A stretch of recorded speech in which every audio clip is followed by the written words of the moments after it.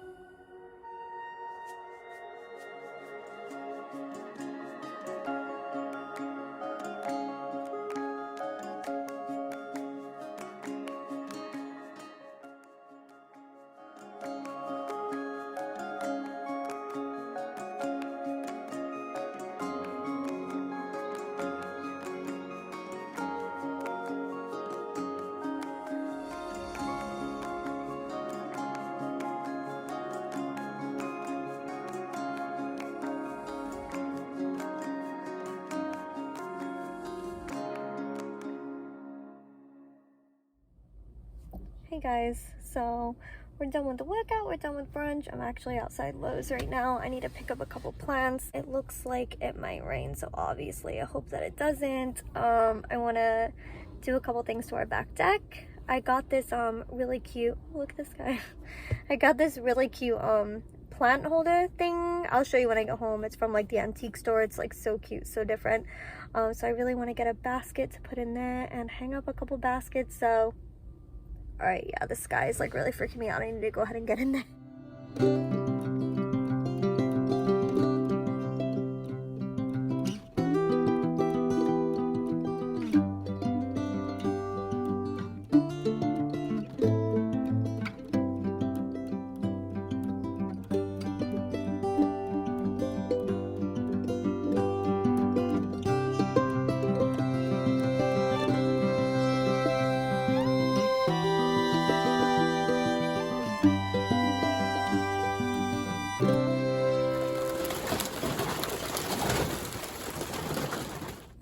Guys, so it is actually the next day now.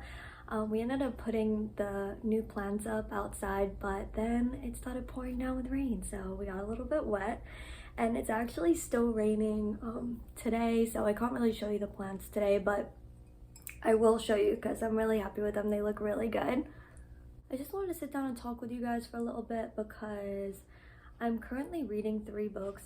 Is that strange? I don't know. So I'm reading 3 books right now. I just wanted to like chit chat with you about them because I'm really enjoying all of them.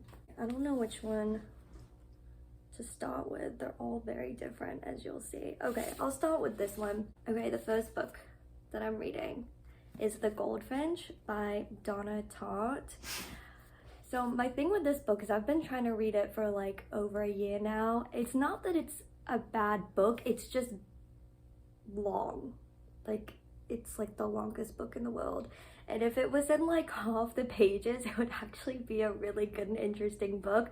I'm currently about like 3/4 of the way through now, so I've already read all this and it's starting to pick up. It's about this boy and he lives in New York and he goes to a museum with his mom, and a bomb goes off at the museum and his mom dies, and he steals the painting called The Goldfinch, hence the title. So he steals the Goldfinch painting from the museum. He's 13, and then basically it's just about like his life after that because he's not close with his dad, and then his dad comes to take him to live with him, and it's interesting. It's just about his life and like as he grows up and he gets put in all these different situations and he doesn't have the best life. And the whole time he's trying to keep this painting a secret because he knows he's gonna like get arrested and go to jail if anyone finds out that he has this painting, but he's so attached to it, he can't get rid of it. And It's a good book. It's just it's slow moving. So if that's your vibe, then this is a really good book for you to try. Okay, the next book that I'm reading is this one. It's called The Highly Sensitive Person. So the story behind this book is, I actually heard about this HSP person like in a podcast, and as I was listening to the podcast and they were describing what a highly sensitive person is, I was like, I think that's me. Like, I'm a highly sensitive person, and so I bought this book to learn more about it, and it is very interesting. So a highly sensitive person, it's not what I thought it was. It's not like that asshole on Facebook who's like just bitching about every little thing. We're overstimulated by things is essentially what it is. So they use the example of like, if like a car horn goes off, and then like the way I react will be more than maybe my boyfriend reacts or the person that I'm with.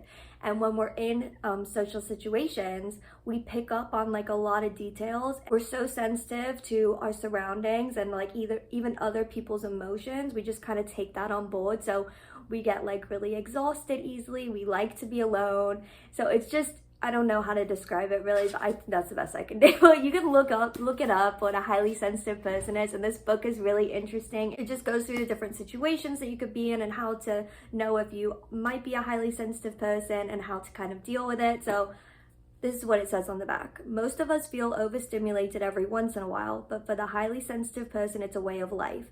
In this groundbreaking book, a clinical psychologist, workshop leader, and highly sensitive person herself shows you how to identify this trait in yourself and make the most of it in everyday situations. So that's basically what this book is about. I think it's really interesting. I think it's really relevant to my life because I really do think that I'm this HSP. And so yeah, I'm finding this book fascinating. Okay, the last book that I'm reading, I just got. I did talk about this book in one of my previous vlogs if you guys watched it. It's called Man Enough by Justin Baldoni, and I am thoroughly enjoying it. I'm only like this far into it. I've only read this much, but I really like it. I keep like texting my boyfriend like, hey, we need to do this, or I hope you know you can talk to me about this, like already drawing it into like parts of my life. So it's basically about the struggles for men from like a man's point of view. Like, he makes it very clear not to like really like complain or like try and compare it to like, you know, racism or sexism. He's like, obviously, you know, those are much more prevalent. He's like, but basically he's saying, but men go through more than we think that they do. And it kind of like goes through his experiences in school of like, you know, being bullied, or what it like the toll it takes on him mentally, and like even into adulthood, even into his careers, like different situations and different things that he's had to deal with. He does it in a very kind of lighthearted way, and a way that is really relatable. So I'm really enjoying this book. I think that when I'm done with it, I might kind of try to force my boyfriend and my dad to read it, because I think that it's really interesting. Like, it's a lot of things that you don't really think about. It talks about like how early on like men have to like suppress their emotions, and like the toll that takes on them, and like things like that, or like they don't want to seek help, you know, just different things like that. But the way he explains it is really good. So I really like this book so far.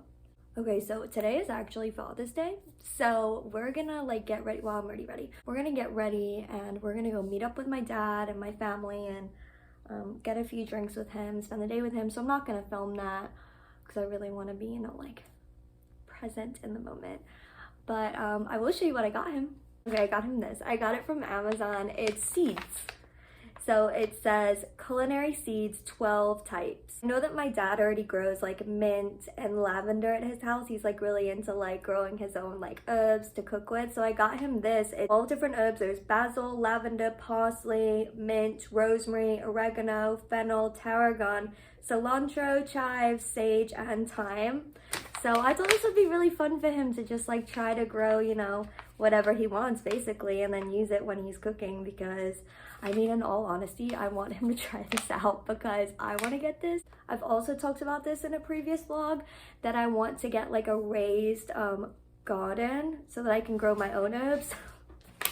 As bad as it is, I kind of just want him to try this out and let me know like if it's good to use or not, because this is what I wanted to get myself to try to grow so we can have fresh herbs at the house. So we'll see how it goes. I'll let you know what he says about this, if he says that it's good, because I've heard that growing things from seeds is actually quite difficult.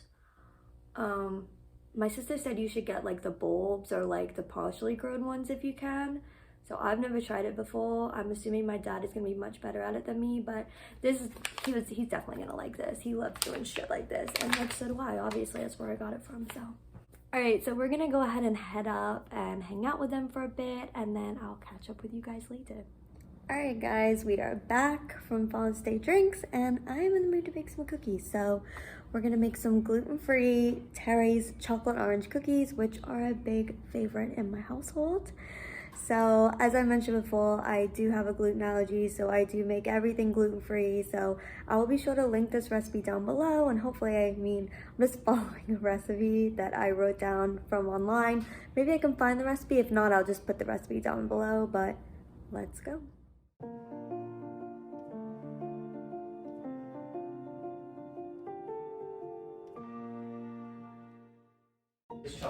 I feel like I'm like Martha Stewart, but like a younger, cuter version. Alright, seriously, yeah, Terry's chocolate orange cookies coming the fuck up. Step 1, preheat the oven to 350. Done. Step 2, in a medium bowl, mix flour, salt, and baking soda, okay? Okay, so we need 1 1/3 cup of gluten-free flour. Do that.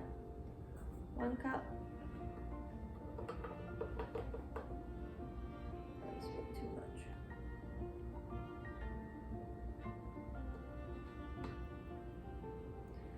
1/3 cup gluten-free flour, check. 1/2 teaspoon of salt. Okay. 1/2 teaspoon of baking soda. Okay. And mix.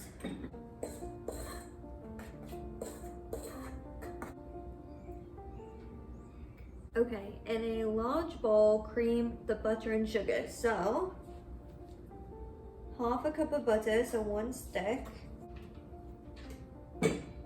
Maybe I should have cut that. Sugars. 1/2 cup of brown sugar, 1/2 cup of regular sugar.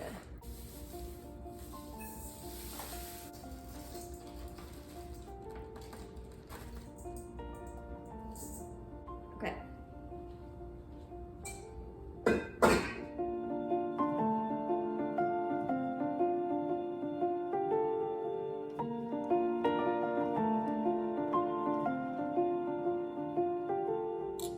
Okay, I just added in 1 egg and 1 teaspoon of vanilla extract, and we're gonna put this on again.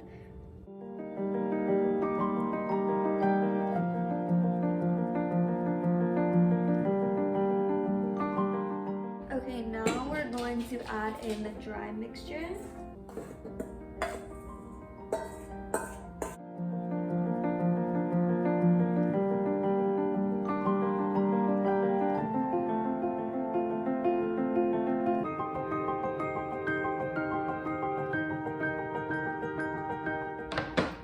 Okay, the most important ingredient, Terry's chocolate orange. I only use about 1/2 of one for each time I make the cookies. So all you want to do is take 1/2 of it, break it apart, and roughly chop it.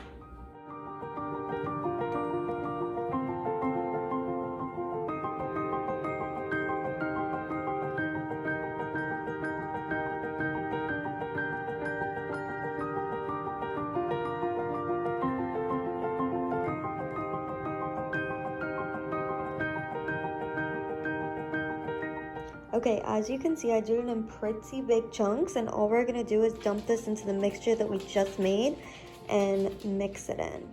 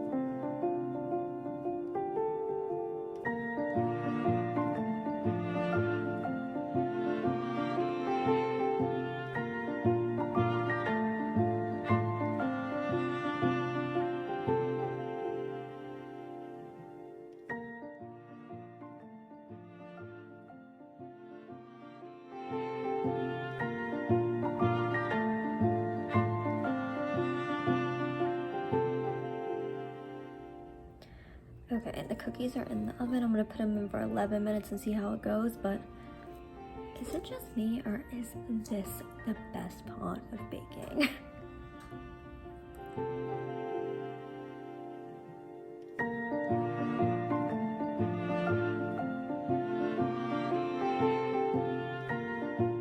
Taste test.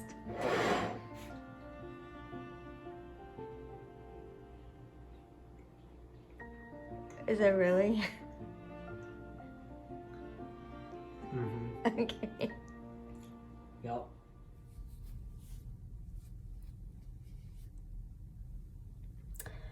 Okay, so it's like 8 o'clock, gone 8 o'clock, so I just want to get ready for bed. So I thought I would quickly show you my nighttime skincare routine. So first thing I do if I've been wearing makeup is I just use a makeup remover wipe. Right now I'm using these Clean and Clear ones. These aren't the ones that I usually use, but they're just the ones that I have right now. So I think this just gets like the bulk of it off. And then we can do some more cleansing after this.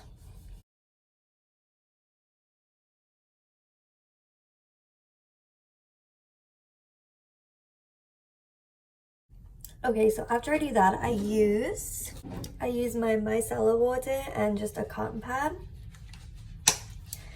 I am obsessed with am I saying it right? Micellar cleansing water? I don't know. I'm obsessed with this stuff though. This is the first time that I've tried the rose one. It smells really nice. I like it a lot. I used to use the one with the blue cap, but I found that it would go kind of oily towards the end, so I didn't really appreciate that much.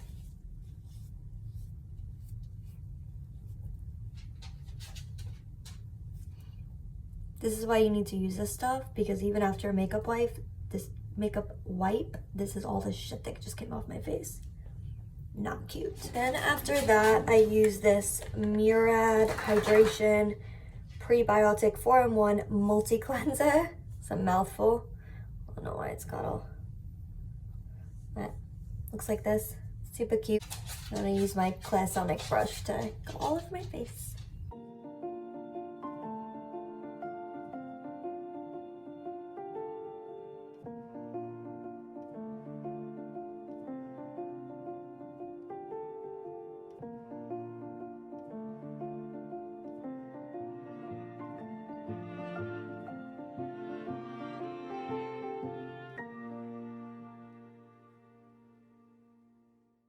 Okay, so now we're all cleansed.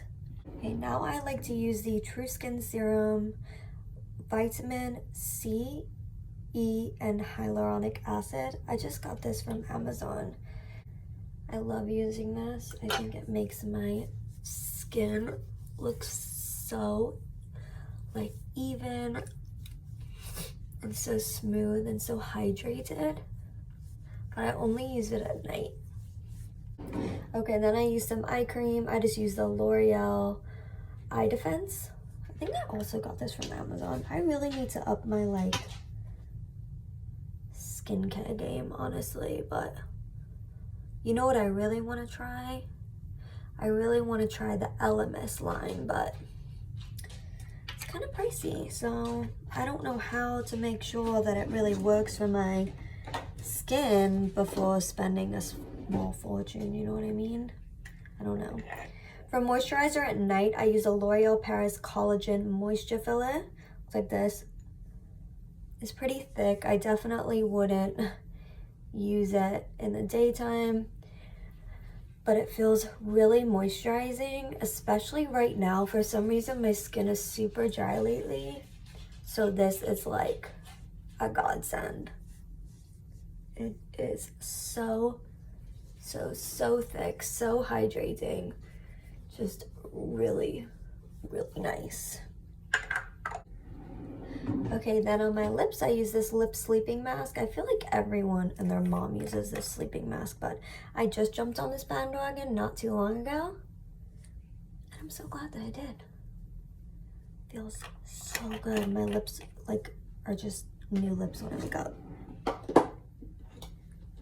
And then last but not least, before I go to bed, I've been using this castor oil, and I have this little like applicator, and I have been using this on my eyebrows and my eyelashes. I've been trying to do it every night to help them grow, and I think that's working. I just have like the most pathetic eyebrows you've ever seen. I don't know why they're so thin and they don't grow, but I just love using this stuff. I think that it does work. Little tips and tricks. And that's it. I feel like super hydrated, super refreshed, and I'm ready to go to bed. I mean, I'm not gonna go to bed because it's only 8 o'clock. I mean, honestly, I would go to bed at like 5 p.m. if it was like socially acceptable every night, but it's not.